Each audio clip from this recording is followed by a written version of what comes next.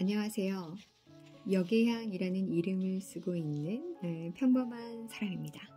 저는 오늘은 2021년 6월 2일인가요? 네, 오늘부터 낭독을 시작하려고 합니다. 제가 처음으로 고른 작가와 작품은 김동인이라는 작가입니다. 여러분은 이미 우리 교과서에서 김동인 작가의 여러 작품을 만나봤을 거예요.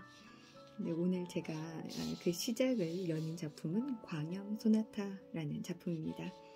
광염소나타 낭독이 끝나면 그 이후에도 김동인 작가의 여러 가지 작품을 계속 읽어나갈 생각입니다. 그리고 김동인 작가가 끝나면 또 다른 한국 소설의 한 획을 그었던 다른 작가를 한번 알아볼게요. 그러면 이런저런 말하는 것보다 바로 낭독으로 들어가겠습니다. 김동인, 광염소나타. 독자는 이제 내가 쓰려는 이야기를 유럽의 어떤 곳에 생긴 일이라고 생각하여도 좋다. 혹은 40, 50년 뒤에 조선을 무대로 생겨날 이야기라고 생각하여도 좋다. 다만 이 지구상의 어떠한 곳에 이러한 일이 있었는지는 모르겠다. 있는지도 모르겠다. 혹은 있을지도 모르겠다. 가능성뿐은 있다. 이만치 알아두면 그만이다. 그런지라 내가 여기 쓰려는 이야기의 주인공 되는 백성수를 혹은 알베트라 생각하여도 좋을 것이요, 짐이라 생각하여도 좋을 것이요, 또는 호모나 기무람으로 생각하여도 좋다. 다만 사람이라 하는 동물을 주인공 삼아가지고 사람의 세상에서 생겨난 일인 줄만 알면, 이러한 전제로서 자, 그러면 내 이야기를 시작하자. 기회라는 것이 사람을 망하게도 하고 흥하게도 하는 것을 아지요? 네, 새삼스레 연구할 문제도 아닐걸요. 자, 여기 어떤 상점이 있다 합시다. 그런데 마침 주인도 없고 사환도 없고 온통 비어있을 적에 우연히 그 앞을 지나가던 신사가, 그 신사는 재산도 있고 명망도 있고 점잖은 사람인데, 그 신사가 빈 상점을 들여다보고 혹은 이렇게 생각할 수도 있지 않아요? 통 비었으니까 도적놈이라도 넉넉히 들어갈 게다. 들어가서 훔치면 아무도 모를 테다. 집을 왜 이렇게 비워둔담? 이런 생각 끝에 혹은 그 돌발적 변태 심리로서 조그만 물건 하나, 변변치도 않고 욕심도 안 나는 그런 물건을 집어서 주머니에 넣는 경우가 있을지도 모르지 않겠습니까? 글쎄요. 있습니다. 있어요. 어떤 여름날 저녁이었다. 도회를 떠난 교회의 어떤 강변에 두 노인이 앉아서 이런 이야기를 하고 있었다. 그 기회론을 주장하는 사람은 유명한 음악 비평가 케이시였었다. 듣는 사람은 사회교회자와 목시였다.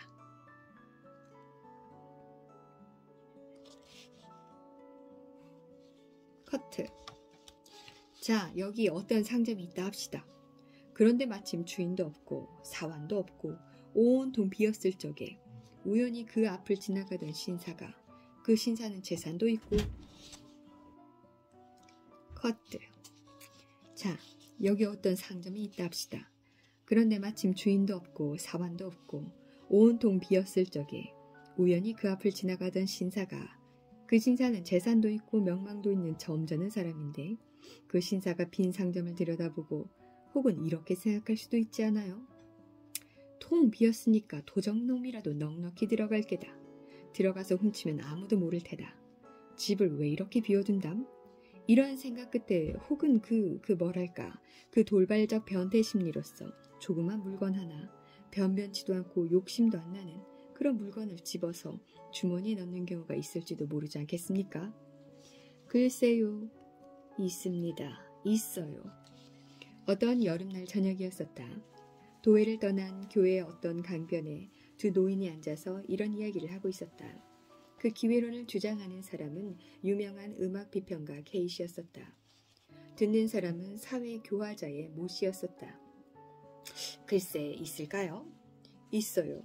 좌우간 있다 가정하고 그러한 경우에는 그 책임은 어디 있습니까? 동양 속담말에 외바서는 신끈도 다시 매지 말랬으니 그 신사가 책임을 질까요? 그래, 버리면 그뿐이지만 그 신사는 점잖은 사람으로서 그런 절대적 기묘한 찬스만 아니더라면 그런 마음은커녕 염도 내지도 않을 사람이라 생각하면 어찌 됩니까? 말하자면 죄는 기회에 있는데 기회라는 무명물은 벌은 할 수가 없으니까 그 신사를 가해자로 인정할 수밖에는 지금은 없지요. 그렇습니다. 또 한 가지, 사람의 천재라 하는 것도 경우에 따라서는 어떤 기회가 없으면 영구히 안 나타나고 마는 일인데 그 기회란 것이 어떤 사람에게서는 그 사람의 천재와 범죄 본능을 한꺼번에 끌어내었다면 우리는 그 기회를 저주하여야겠습니까? 축복하여야겠습니까? 글쎄요. 선생은 백성수라는 사람을 아시오? 백성수? 좀 기억이 없는데요. 작곡가로서 네, 생각납니다. 유명한 강염 소나타의 작가 말씀이시죠? 네, 그 사람이 지금 어디 있는지 아십니까? 모릅니다. 뭐 발광했단 말이 있었는데. 네, 지금 XX 정신병원에 감금돼 있는데 그 사람의 일따기를 이야기할 게 들으시고 사회교화조로서의 의견을 말씀해 주십시오. 내가 이제 이야기하려는 백성수의 아버지도 또한 천분 많은 음악가였습니다. 나와는 동창생이었는데 학생 시대부터 벌써 그의 천분은 넉넉히 볼 수가 있었습니다. 그는 작곡가를 전공하였는데 때때로 스스로 작곡을 하여서는 밤중에 혼자 피아노를 두드리고 하여서 우리들로 하여금 뜻하지 않고 일어나게 하고 하였습니다. 그리고 우리는 그 밤중에 울려오는 야성적 선율에 몸을 소스라치고 하였습니다. 그는 야인이었습니다. 광포스런 야성은 때때로 비위에 틀리면 선생을 두들기기가 예사이며 우리 학교 근처의 술집이며 모든 상점 주인들은 그에게 몇 개나 안 얻어맞은 사람이 없었습니다. 그러한 야성은 그의 음악 속에 풍부히 잠겨 있어서 오히려 그 야성적 힘이 그의 예술을 더 빛나게 하는 것이었습니다. 그러나 그가 학교를 졸업하고 난 뒤에는 그 야성은 다른 곳으로 발전되고 말았습니다. 술, 무서운 술이었습니다. 아침부터 저녁까지, 저녁부터 아침까지 술잔이 그의 입에서 떠나질 않았습니다. 그리고 술을 먹고는 여편네들에게 행패를 하고 경찰서에 구류를 당하고 나와서는 또 같은 일을 하고 작품이 다 무엇일까? 술을 먹은 뒤에 취흥에 겨워 때때로 피아노에 앉아 즉흥으로 탄주를 하고 하였는데 지금 생각하면 그 귀기가 사람을 엄습하는 힘과 야성, 베토벤 이래로 근대 음악가에서 발견할 수 없던 그런 보물이라 하여도 그런 좋은 것이 많았지만 우리들은 각각 제 길 닦기에 바쁜 사람이라 주정꾼의 즉흥악을 일일이 베껴둔다든가 그런 일은 꿈에도 생각하지 않았습니다. 우리들은 그의 장래를 생각하여 때때로 술을 삼가기를 권고하였지만 그런 야인에게 친구의 권고가 무슨 소용이었겠습니까? 술은 음악이다 하고는 하하하 웃어버리고 다시 술집으로 달아나고 합니다. 그런 지 7, 8년이 지난 뒤에 그는 아주 폐인이 되고 말았습니다. 술이 안 들어가면 그의 손은 떨렸습니다. 눈에는 눈곱이 꼈습니다. 그리고 술이 들어가면 그는 그 광포성을 발휘하였습니다. 누구를 막론하고 붙잡고는 입에 술을 부어 넣어 주었습니다. 그러다가는 장수를 불문하고 아무데나 누워서 잡니다. 사실 아까운 천재였습니다. 우리들 새에는 때때로 그의 천분을 생각하고 아깝게 여기는 한숨이 있었지만 세상에서는 그 장래가 무서운 한 천재가 있었다는 것을 몰랐습니다. 그러는 동안에 그는 어떤 양가의 처녀를 어떻게 관계를 맺어 애까지 뱄습니다. 그러나 그 애의 출생을 보지 못하고 아깝게도 심장마비로 죽어버리고 말았습니다. 그 유복자로 세상에 나온 것이 백성수였습니다. 그러나 우리는 백성수가 세상에 출생되었다는 풍문만 들었지 그 애 아버지가 죽은 뒤부터는 그 애의 소식이며 그 애 어머니의 소식은 일절 몰랐습니다. 아니 몰랐다기보다는 그 집안의 일은 우리의 머리에서 온전히 잊혀지고 말았습니다. 30년이라는 세월이 흘렀습니다. 10년이면 산천도 변한다는데 30년 새의 변천을 어찌 이루다 말하겠습니까? 좌우간 그동안에 나는 내 이름을 닦아놓았습니다. 아시다시피 지금 K라 하면 이 나라에서 첫 손가락을 꼽는 음악 비평가가 아닙니까? 견실한 지도적 비평가 K라면 이 나라의 음악계의 권위이며 이 나의 한마디는 음악가의 가치를 결정하는 판결문이라 하여도 옳을 만치 되었습니다. 많은 음악가가 내 손 아래서 자랐으며 많은 음악가가 내 지도로서 음악을 이름을 날렸습니다. 재작년 이른봄 어떤 날이었습니다. 그때 나는 조용한 밤중에 몇 시간을 땡땡 예배당에 가서 명상으로 시간을 보내는 것이 습관이 되어 있었습니다.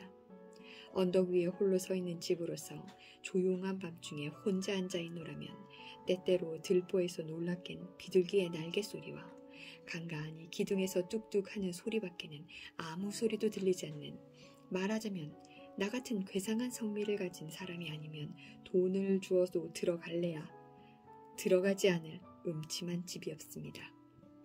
그러나 나 같은 명상을 즐기는 사람에게는 다른 데서 구하기 힘들도록 온갖 것을 가진 집이었습니다.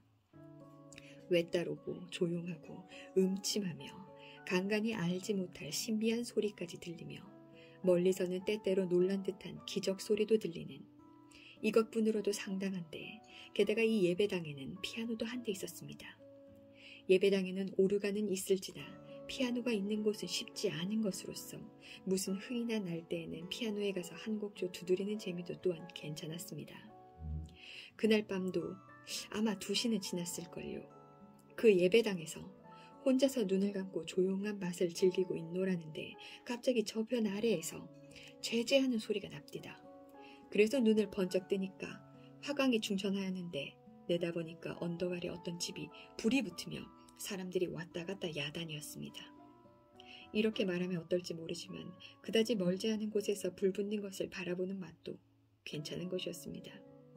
일어서는 불길이며 퍼져나가는 연기, 불씨에 날아가는 양, 그 가운데 거뭇거뭇 보이는 기둥, 집의 송장, 제재거리는 사람의 무리, 이런 것은 어떻게 생각하면 과연 시도 될지며 음악도 될 것이었으며, 옛날에 네로가 로마에 불붙은 것을 바라보면서 자기는 비파를 들고 노래를 하였다는 것도 음악가의 견지로 보면 그다지 나무랄 것이 아니었습니다. 나도 그때 그 불을 보고 차차 흥이 났습니다. 네로를 본받아서 나도 즉흥으로 한 곡조 두드려 볼까, 어렴풋이 이런 생각을 하며 나는 그 불을 정신없이 바라보고 있었습니다. 그때였습니다. 갑자기 덜컥덜컥 하는 소리가 들리더니 예배당 문이 열리며 웬 젊은 사람이 낭패한 듯이 뛰어들어왔습니다. 그리고 무엇에 놀란 사람같이 두리번 사면을 살피더니 그래도 내가 있는 것은 못 보았는지 저편에 있는 창 안에 숨어 아래서 붙는 불을 내다봅니다. 나도 꼼짝을 못하였습니다. 좌우간 심상스런 사람은 아니요 방화범이나 도적으로밖에 인정할 수 없지 않겠습니까? 그래서 꼼짝을 못하고 서 있노라니까 그 사람은 한숨을 쉽디다. 그리고 맥없이 2 팔을 늘이고 도로 나가려고 발을 때려다가 자기 곁에 피아노가 놓인 것을 보더니 교회를 끌어다 놓고 피아노 앞에 주저앉고 말겠지요. 나도 거기는 그만 직업적 흥미에 끌렸습니다. 그래서 무엇을 하나 보자 하고 있노라니까 뚜껑을 열더니 한번 뚱 하고 시험을 해보아요. 그리고 조금 있더니 다시 뚱뚱 하고 시험을 해보았겠죠. 이때부터 그의 숨소리가 차차 높아지기 시작했습니다. 씩씩거리며 몹시 흥분된 사람같이 몸을 떨다가 벼락같이 양손을 키 위에 갖다가 덮었습니다. 그 다음 순간으로 C 샤프 단음계의 알레그로가 시작되었습니다. 처음에는 다만 흥미로써 그의 모양을 엿보고 있던 나는 그 알레그로가 울려 나오는 순간 마음은 끝까지 긴장되고 흥분되었습니다. 그것은 순전히 야성적 음향이었습니다. 음악이라 하기에는 너무 힘있고 무기교이었습니다. 그러나 음악이 아니라기에는 거기는 너무 괴롭고도 무겁고 힘있는 감정이 들어있었습니다. 그것은 마치 야반의 종소리와도 같이 사람의 마음을 무겁고 음침하게 하는 음향인 동시에 맹수의 부르짖음과 같이 사람으로 하여금 소름 돋치게 하는 무서운 감정의 발현이었습니다. 아, 그 야성적 힘과 남성적 부르짖음, 그 아래 감추어 있는 침통한 주림과 아픔, 순박하고도 아무 기교가 없는 그 표현. 나는 덜썩 그 자리에 주저앉고 말았습니다.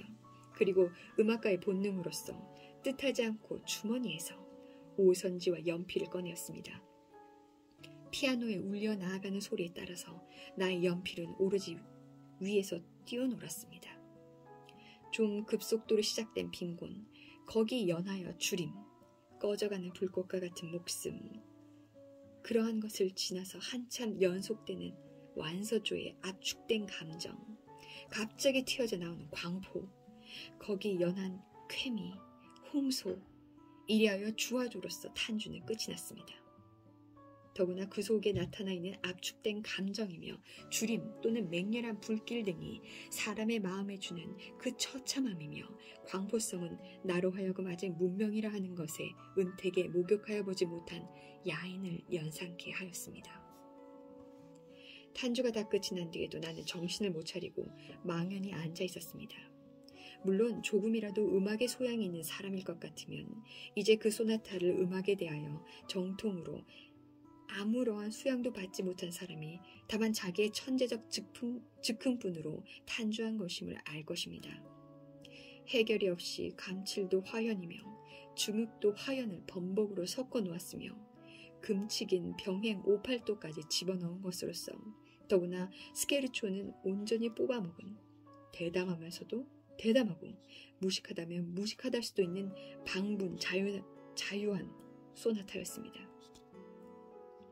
이때 문득 내 머리에 떠오른 것은 30년 전에 심장마비로 죽은 백 땡땡이었습니다. 그의 음악으로서 만약 정통적 훈련만 뽑고 거기다가 야성을 더 집어넣으면 지금 내 눈앞에 있는 그 음악가와 같은 그런 것이 될 것이었습니다. 귀기가 사람을 엄습하는 듯한 그 힘과 방분스러운 표현과 야성, 이것은 근대 음악가에게 구하기 힘든 보물이었습니다. 그 소나타에 취하여 한참 정신이 어리둥절히 앉았던 나는 고즈넉히 일어서서 그 피아노 앞에 가서 그 어깨에 가만히 손을 얹었습니다. 한 곡조를 타고 나서 아주 고운한 듯이 정신이 없이 앉아있던 그는 펄떡 놀라며 일어서서 내 얼굴을 보았습니다. 자네 몇 살 났나? 나는 그에게 이렇게 첫말을 물었습니다. 가슴이 답답한 나로서는 이런 말밖에는 갑자기 다른 말이 생각 안 났습니다. 그는 높은 장에서 들어오는 달빛을 받고 있는 내 얼굴을 한순간 쳐다보고 머리를 돌이키고 말았습니다. 배고프나? 나는 두 번째 그에게 물었습니다. 그는 시끄러운 듯이 벌떡 일어났습니다. 그리고 달빛이 비친 내 얼굴을 정면으로 바라보다가 아, K 선생님 아니세요? 하면서 나를 붙들었습니다. 그래서 그렇노라 하니까 사진으로는 늘 봐왔습니다마는 하면서 다시 맥없이 나를 놓으며 머리를 돌렸습니다. 그 순간 나는 머리를 돌이키는 순간 달빛에 얼핏 나는 그의 얼굴을 처음으로 보았습니다. 그리고 나는 거기서 뜻밖의 30년 전에 죽은 백땡땡의 모습을 발견하였습니다. 자네 이름이 뭔가? 백성수? 그 백땡땡의 아들이 아닌가? 30년 전에 자네가 나오기 전에 세상을 떠난 그는 머리를 번쩍 들었습니다. 네? 선생님 어떻게 아세요? 백땡땡의 아들인가? 가치도 생겼다. 내가 자네의 아버지와 동창이네. 아, 역시 그 애비의 그 아들이다. 그는 한숨을 길게 쉬며 머리를 수그려 버렸습니다. 나는 그날 밤 그 백성수를 데리고 집으로 돌아왔습니다. 그리고 비록 작곡상 온갖 법칙에는 어그러진다 하나 그만치 힘과 정열과 야성으로 찬 소나타를 거저버릴까 아까워서 다시 한번 피아노에 올라앉기를 명하였습니다. 아까 예배당에서 내가 베낀 것은 알레그로가 거의 끝난 곳부터였으므로 그 전 것을 베끼기 위해서였습니다. 그는 피아노를 향하여 앉아서 머리를 기울였습니다. 몇 번 손으로 키를 두드려 보다가는 다시 머리를 기울이고 생각하고 하였습니다. 그러나 5번, 6번을 다시 하여 보았으나 아무 효과도 없었습니다. 피아노에서 울려나오는 음향은 규칙도 없고 되지 않은 한낱 소음에 지나지 못하였습니다. 야성, 힘, 귀기 그런 것은 없었습니다. 감정의 재뿐이었습니다. 선생님, 잘 안 됩니다. 그는 부끄러운 듯이 연하여 고개를 기울이며 이렇게 말하였습니다. 2시간도 못 되어서 벌써 잊어버린담. 나는 그를 밀어놓고 내가 대신하여 피아노 앞에 앉아 아까 베낀 그 음보를 펴놓았습니다. 그리고 내가 베낀 곳부터 다시 시작하였습니다.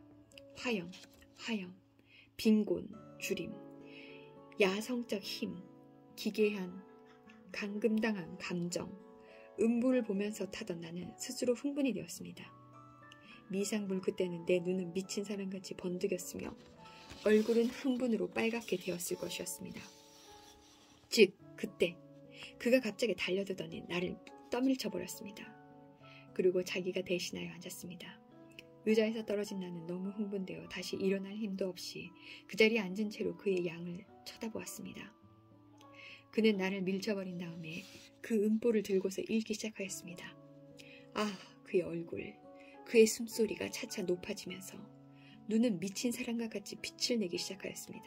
그러더니 그 음보를 획 내어 던지며 문득 벼락같이 그의 두 손은 피아노 위에 더럽혀졌습니다. C샤프 단음기의 광포스러운 소나타는 다시 시작되었습니다. 폭풍우같이 또는 무서운 물결같이 사람으로 하여금 숨막히게 하는 그 힘, 그것은 베토벤 이래로 근대 음악가에게서 보지 못하던 광포스런 야성이었습니다. 무섭고도 참담스런 주림, 빈곤, 압축된 감정, 거기서 튀어져 나오는 맹염, 공포, 홍소. 아, 나는 너무 숨이 답답하여 뜻하지 않고 두 손을 회회 내저었습니다. 그날 밤이 새도록 그는 흥분이 되어서 자기의 과거를 일일이 다 이야기하였습니다. 그 이야기에 의지하면 대략 그의 경력은 이러하였습니다. 그의 어머니는 그를 뵌 뒤에 곧 자기의 친정에서 쫓겨나왔습니다. 그때부터 그의 가난함이 시작되었습니다. 그러나 교양이 있고 어진 그의 어머니는 품팔이를 할지언정 성수는 곱게 길렀습니다. 변변치는 나는 아마 오르간 하나를 준비하여 두고 그가 잠자를 때는 슈베르트의 자장가로서 그의 잠을 도왔으며 아침에 깰 때는 하루 종일 유쾌히 지내기 위하여 도랜드의 세컨드 왈츠로서 그의 원기를 돋우었습니다. 그는 3살 났을 적에 어머니의 품에 안겨서 오르간을 장난하여 보았습니다. 이 오르간을 장난하는 것을 본 어머니는 근근히 돈을 모아 그가 6살 나는 해에 피아노를 하나 샀습니다. 아침에는 새소리, 바람에 버석거리는 포플러잎, 어머니의 사랑, 부엌에서 국 끓는 소리, 이러한 모든 것이 이 소년에게는 신비스럽고 다정스러워 그는 피아노에 향하여 앉아 생각나는 대로 키를 두드리고 하였습니다. 이러한 가운데 고2 소학과 중학도 마치었습니다. 그러는 동안에 음악에 대한 동경은 그의 가슴에 터질 듯이 쌓였습니다. 중학을 졸업한 뒤에는 이젠 어머니를 위하여 그는 학업을 중지하지 아니할 수 없었습니다. 그는 어떤 공장에 직공이 되었습니다. 그러나 어진 어머니의 교육 아래서 길러난 그는 비록 직공은 되었다 하나 아주 올량한 사람이 되었습니다. 그리고 음악에 대한 집착은 조금도 줄지 않았습니다. 비록 돈이 없어 정식으로 음악 교육은 못 받을지언정 거리에서 손님을 끊으라고 틀어놓은 유성기 앞이며 또는 일요일날 예배당에서 찬양대의 노래에 젊은 가슴을 뛰놀리던 그이었습니다. 집에서는 피아노 앞을 떠나본 일이 없었습니다. 때때로 비상한 감흥으로 우선지를 내어놓고 음보를 그려본 적도 한두 번이 아니었습니다. 그러나 이상한 것은 그만치 뛰놀던 열정과 터질 듯한 감격도 음보로 그려놓으면 아무 긴장도 없는 싱거운 음계가 되어버리고 하였습니다. 왜?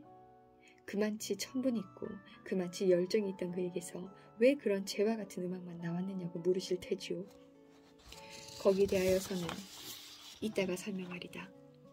감격과 불만, 열정과 재, 비상한 흥분과 그 흥분에 대한 반비례 되는 시원치 않은 결과, 이러한 불만의 10년이 지나갔습니다.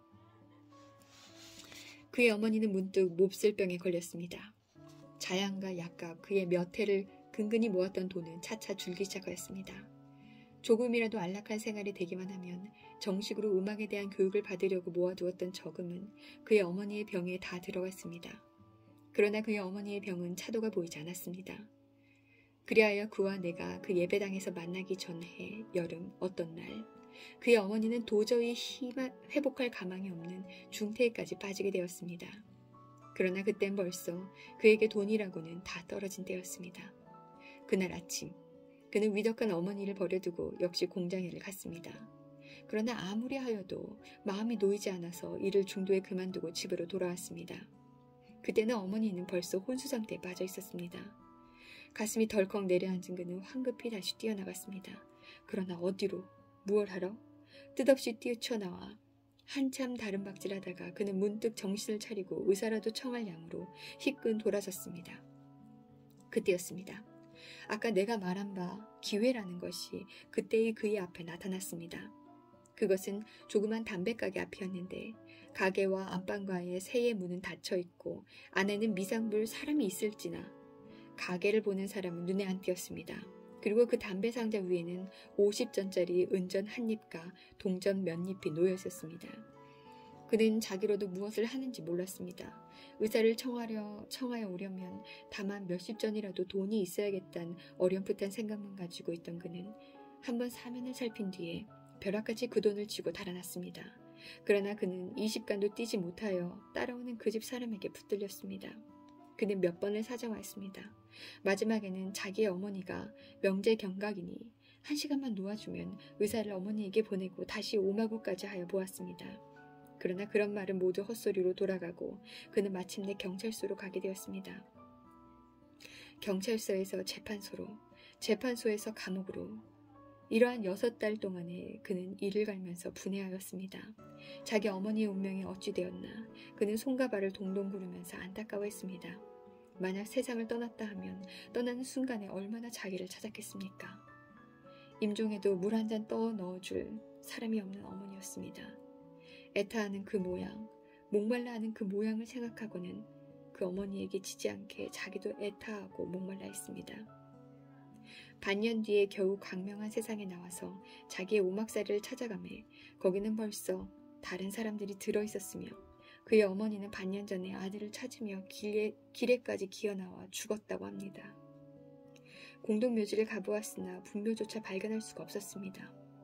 이리하여 갈 곳이 없이 헤매던 그는 그날도 역시 잘 곳을 찾으러 헤매다가 그 예배당, 나하고 만난 그 예배당까지 뛰쳐 들어온 것이었습니다.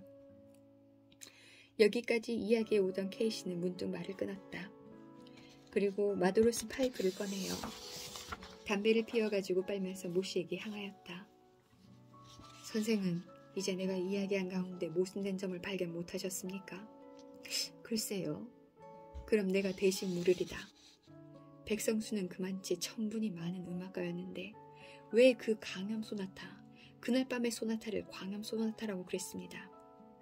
그것을 짓기 전에는 그만치 흥분되고 긴장되었다가도 일단 음보로 만들어 놓으면 아주 힘없는 것이 되어버리곤 했겠습니까? 그게야 미상볼 그때의 흥분이 광염 소나타를 지을 때의 흥분만 못한 연고겠죠. 그렇게 해석하세요.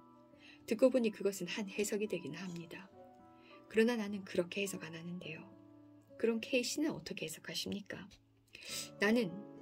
내 해석을 말하는 것보다 그 백성수한테서 내게로 온 편지가 한 장 있는데 그것을 보여드리리다. 선생은 오늘 바쁘시지 않으세요? 일은 없습니다. 그러면 우리 집까지 잠깐 같이 가보실까요? 가지요. 두 노인은 일어섰다. 도회와 교회의 경계에 달린 케이씨의 집에까지 두 노인이 이른 때는 오후 8시가 된 때였다. 두 노인은 케이씨의 서재에 마주 앉았다. 이것이 2, 3일 전에 백성수한테서 내게로 온 편지인데 읽어보세요. 케이씨는 서랍에서 기다란 편지 뭉치를 꺼내어 모씨에게 주었다. 모씨는 받아서 폈다. 가만, 여기서부터 보세요. 그 전에는 쓸데없는 인사니까.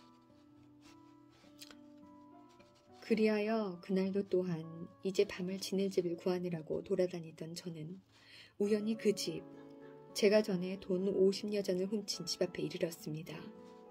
깊은 밤 사면은 고요한데 그 집 앞에서 잘 곳을 구하느라고 헤매던 저는 문득 마음속에 무서운 복수의 생각이 일어났습니다. 이 집만 아니었더라면, 이 집 주인이 조금만 인정이라는 것을 알았더라면 저는 그 불쌍한 제 어머니로서 길에까지 기어나와 세상을 떠나게 하진 않았겠습니다. 분묘가 어디인지조차 알지 못하여 꽃 한 번 갖다가 꽂아보지 못한 이러한 불효도 이 집 때문이외다.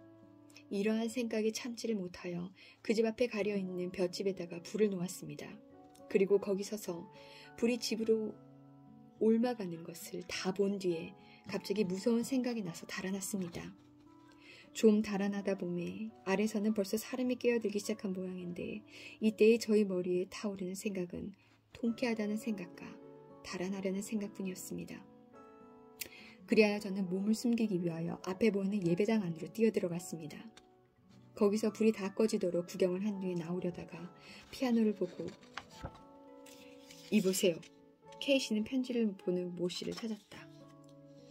비상한 열정과 감격은 있어도 그것이 그대로 표현 안 된 것이 그것 때문이었습니다.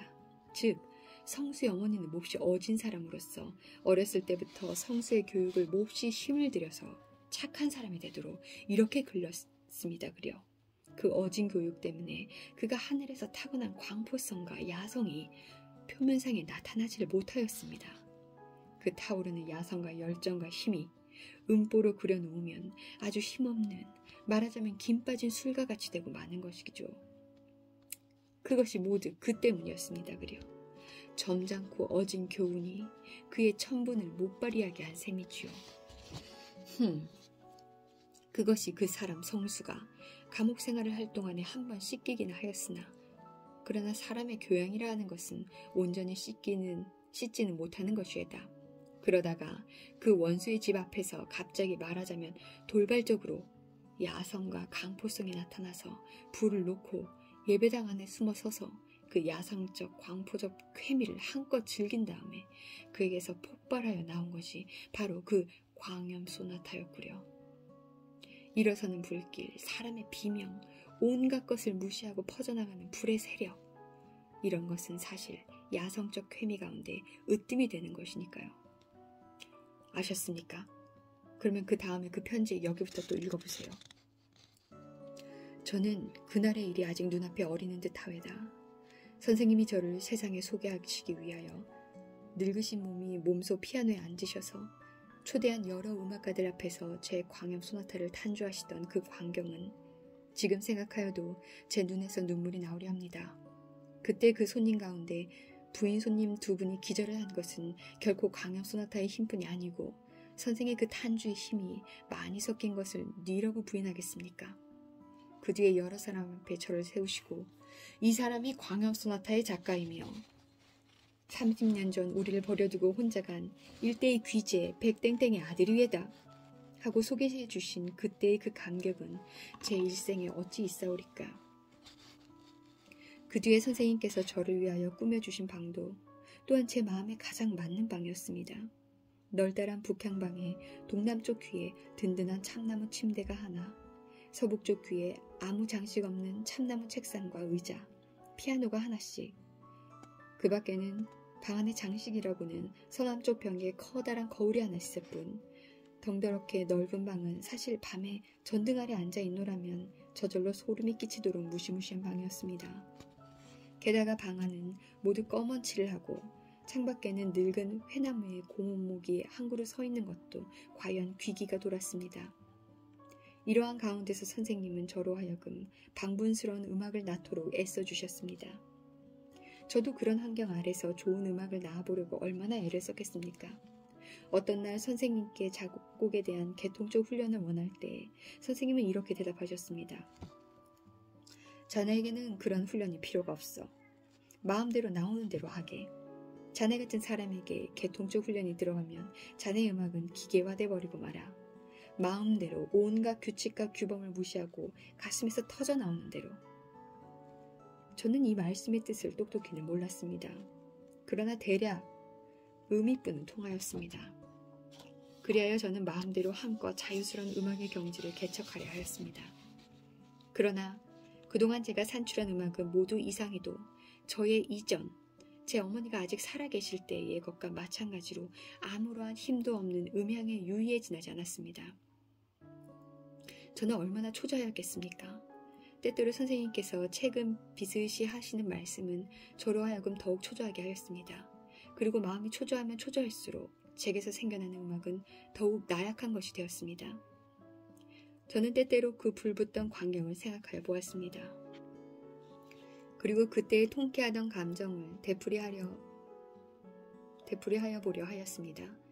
그러나 그것 역시 실패에 돌아갔습니다.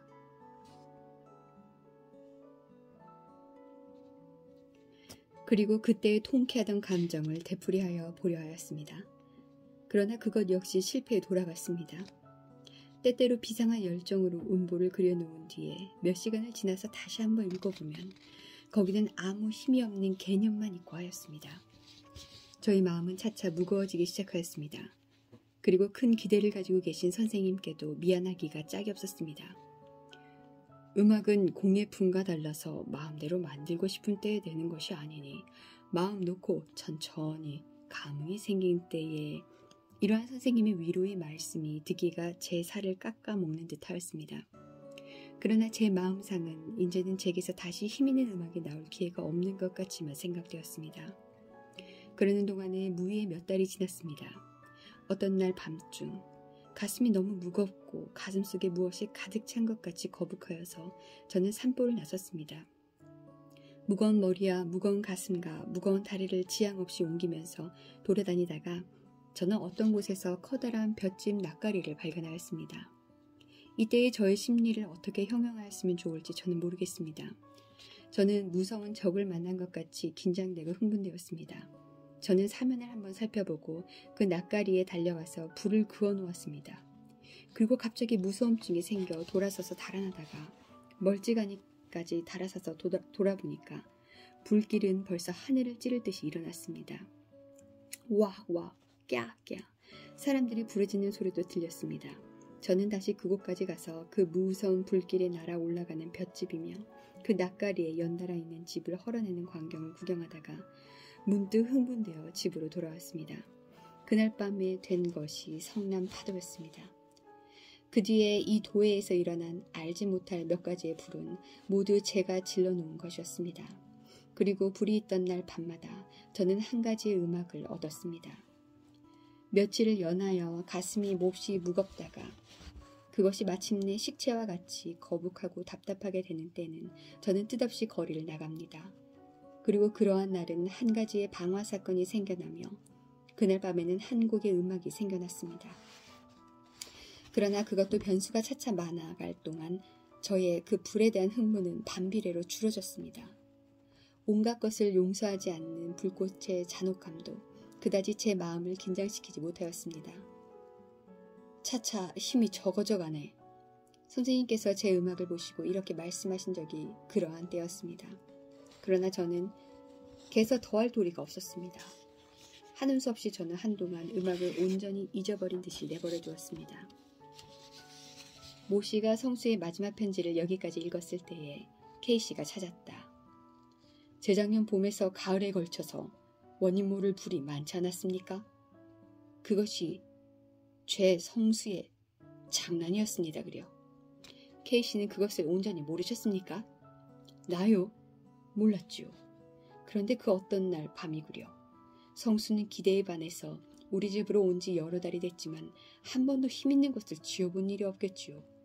그래서 저 사람에게 무슨 흥분될 재료를 줄 수가 없나 하고 혼자 생각하며 있더랬는데 그때의 저편, K씨는 손을 들어 남편 쪽 창을 가리켰다. 저편 꽤 멀리서 불 붙는 것이 눈에 띄입디다 그려. 그래서 저것을 성수에게 보이면 혹 그때의 감정, 그때는 나는 그 담배 장수네 집에 불이 일어난 것도 성수의 장난인 줄은 꿈에도 생각 안 했구려. 그 감정을 부활시킬지도 모르겠다 이렇게 생각하고 성수의 방으로 올라가려는데 문득 성수의 방에서 피아노 소리가 울려 나옵디다 그려. 나는 올라가려던 발을 부지중 멈추고 말았지요. 역시 C# 단음계로서 제1곡은 뽑아먹고 아다지오에서 시작되는데 고요하고 잔잔한 바다, 수평선 위로 넘어가려는 저녁 해, 이러한 온화한 것이 차차 스케르초로 넘어가서는 소낙비, 풍랑, 번개질, 무서운 바람소리, 우레질, 전복되는 배, 곤에서 물에 떨어지는 갈매기, 한번 뒤집어지면 해일에 쓸려나가는 동네 사람의 부르짖음, 흥분에서 흥분, 광포에서 광포, 야성에서 야성, 온갖 공포와 포악한 광경이 눈앞에 어릿거리는데 이 늙은 내가 그만 흥분에 못 견디어 뜻하지 않고 그만두어 달라고 고함친 것만으로도 짐작하시겠죠? 그리고 올라가서 보니까 그는 탄주를 끝내고 피곤한 듯이 피아노에 기대고 앉아있고 이제 탄주한 것은 벌써 성남파도라는 제목 아래 음보로 되어 있습니다. 그러면 성수는 불을 2번 놓고 2 음악을 얻었다는 말씀이죠? 그렇죠. 그러고 그 뒤부터 한 10여일 건너서는 하나씩 지었는데 그것이 지금 보면 한 가지의 방화 사건이 생길 때마다 생겨난 것이었습니다. 그러나 그의 편지 맞다나 얼마 지나서부터는 차차 그 힘과 야성이 적어지기 시작했지요. 그래서 가만 계십시오. 그 사람이 그 다음에도 피의 선율이나 그 밖에 유명한 곡절을 여러 개 만들지 않았습니까? 글쎄 말이외다. 거기 대한 설명은 그 편지를 또 보십시오. 여기서부터 또 보시면 알리다. XX 다리 아래로서 나오려는데 무엇이 발길에 채는 것이었습니다. 성냥을 그어가지고 보니까 그것은 왜 늙은이의 송장이었습니다. 저는 그것이 무서워서 달아나려다가 돌아서려던 발을 다시 돌이켰습니다. 그리고 선생님은 이제 제가 쓰는 일을 이해하여 주실는지요? 그것은 너무도 기괴한 일이라 저로서도 믿어지지 않는 일이었습니다. 그 송장을 타고 앉았습니다. 그리고 그 송장의 옷을 모두 찢어서 사면으로 내던진 뒤에 그 벌거벗은 송장을 제 힘이라 생각되지 않는 그 힘으로 무서운 힘으로써 높이 쳐들어 저편으로 내어던졌습니다. 그런 뒤에는 마치 고양이가 알을 가지고 놀듯 다시 뛰어가서 그 송장을 들어 도로 이편으로 던졌습니다. 그렇게 몇 번을 하여 머리가 깨지고 배가 터지고 그 송장은 보기에도 참혹스러이 되었습니다. 그리하여 그 송장을 다시 만질 곳이 없이 된 뒤에 저는 그만 곤하여 그 자리에 앉아서 쉬려다가 갑자기 마음이 긴장되고 흥분되어 집으로 달려왔습니다. 그날 밤에 된 것이 피의 선율이었습니다. 선생은 이러한 심리를 아시겠습니까? 글쎄요. 아마 모르실걸요. 그러나 예술가로서는 능히 머리를 끄덕일 수 있는 심리애다. 그리고 또 여기를 읽어보십시오.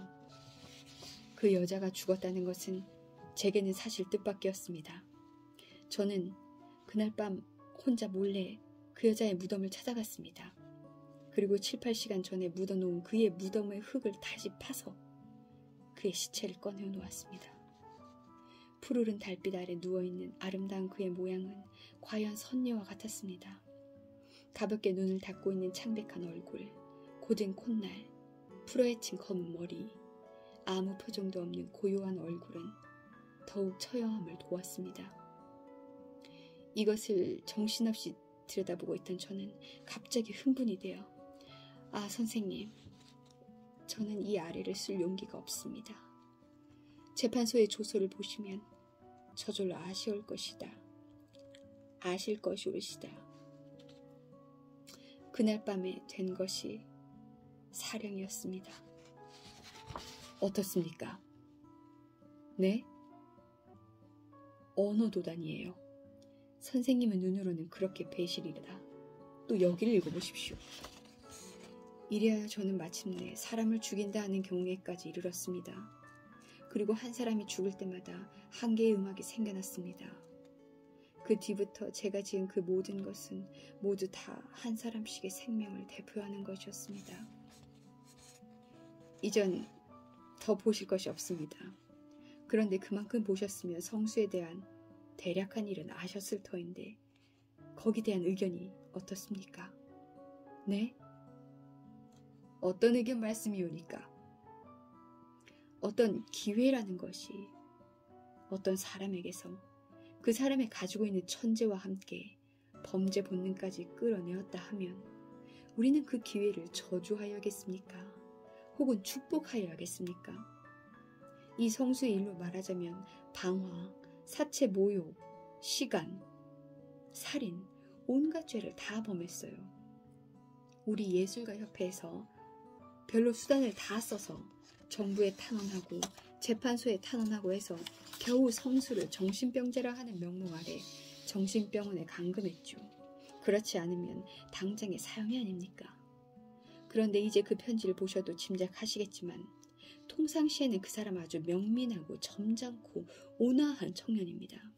그러나 때때로 그 흥분 때문에 눈이 아득하여져서 무서운 죄를 범하고 그 죄를 범한 다음에는 훌륭한 예술을 하나씩 산출합니다. 이런 경우에 우리는 그 죄를 밉게 보아야 합니까? 혹은 그 범죄 때문에 생겨난 예술을 보아서 죄를 용서하여야 합니까? 그거야 죄를 범치 않고 예술을 만들어냈으면 더 좋지 않습니까? 물론이지요. 그러나 이 성수 같은 사람도 있는 것이니까 이런 경우엔 어떻게 해결하렵니까? 죄를 버려야지요. 죄악이 성하는 것을 그냥 볼 수는 없습니다. 케이시는 머리를 끄덕였다. 그렇겠습니다. 그러나 우리 예술가의 견지로는 또 이렇게 볼 수도 있습니다. 베토벤 이후로는 음악이라 하는 것이 차차 힘이 빠져가서 꽃이나 계집이나 찬미할 줄 알고 연애나 칭송할 줄 알아서 선이 굵은 것은 볼 수가 없이 되었습니다. 게다가 엄정한 작곡법이 있어서 그것은 마치 수학의 방정식과 같은 작곡에 대한 온갖 자유스러운 경지를 제한해 놓았으니까 이후에 생겨나는 음악은 새로운 길을 개척하기 전에는 한 기술이 될 것이지 예술이 될 수는 없습니다. 예술가에게는 이것이 쓸쓸해요. 힘있는 예술, 선이 굵은 예술, 야성으로 충일된 예술. 이것을 기다린 지 오래되었습니다. 그럴 때 백성수가 나타났습니다. 사실 말이지 백성수의 그새의 예술은 그 하나하나가 모두 우리의 문화를 영구히 빛낼 보물입니다. 우리의 문화의 기념탑입니다. 방화, 살인, 변변치 않은 집계, 변변치 않은 사람계는 그의 예술의 하나가 산출되는데 희생하라면 결코 아깝지 않습니다. 천년에 한 번, 만년에 한 번 날지 못 날지 모르는 그 천재를 몇 개의 변변치 않은 범죄를 구실로 이 세상에서 없이 하여 버린다 하는 것은 더 큰 죄악이 아닐까요? 적어도 우리 예술가에게는 그렇게 생각됩니다. 케이시는 마주 앉은 노인에게서 편지를 받아 서랍에 집어넣었다. 새빨간 저녁 해에 비치어서 그의 늙은 눈에는 눈물이 번뜩였다.